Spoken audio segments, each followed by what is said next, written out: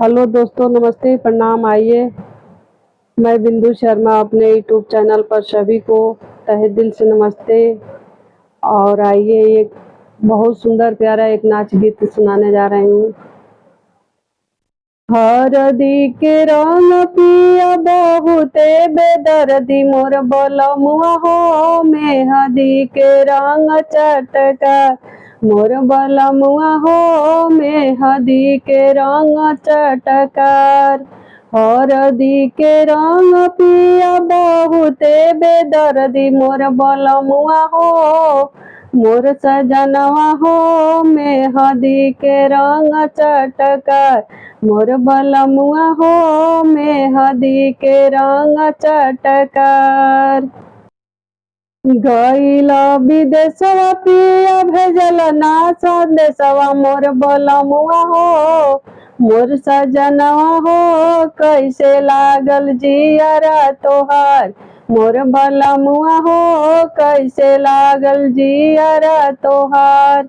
गईला विदेशवा पिया भेजल ना संदेशवा मोर बलमुआ हो, मोर सजनवा हो, कैसे लागल जियरा तोहार मोर बलमुआ हो, कैसे लागल जियरा तोहार।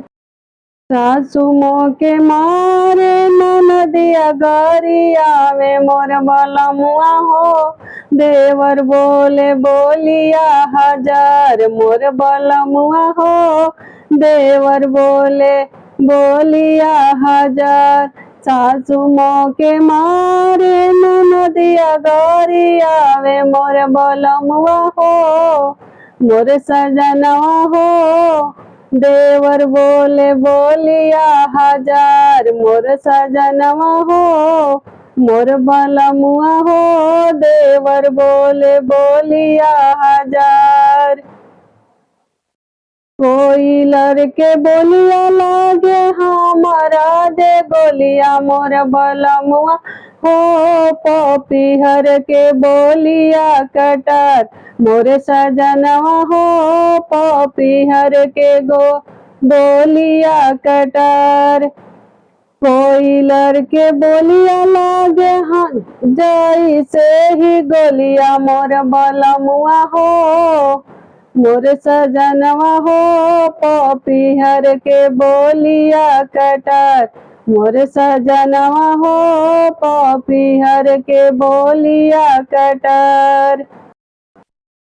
आदि आदि रतिया जैसे बिरही सतावे मोर बलमुआ हो, मोर सजनवा हो, कैसे कटी जिंदगी हमार मोर सजनवा हो, मोर बलमुआ हो, कैसे कटी जिंदगी हमार।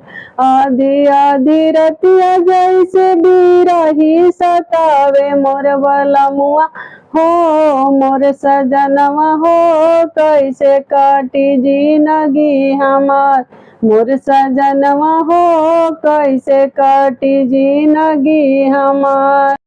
कवना सवतिया मरलस तोहरो जे मतिया मोर बलमुआ हो, मोर सजनवा हो, त्यागी दियल घरवा दुआर मोर बलमुआ हो, त्यागी दियल घरवा दुआर मोर बलमुआ हो, छोड़ी दियल घरवा दुआर। कवना सवतिया पियवा मरल तोहर मतिया मोर बलमुआ हो, छोड़ी दियल घरवा दुआर मोर बलमुआ हो, मोर सजनवा हो, छोड़ी दियल घरवा दुआर। हरदी के रंग पिया बहुते बेदर्दी मोर बलमुआ हो, मोर सजनवा हो, मेहदी के रंग चटका मोर बलमुआ हो, मेहदी के रंग चटकार।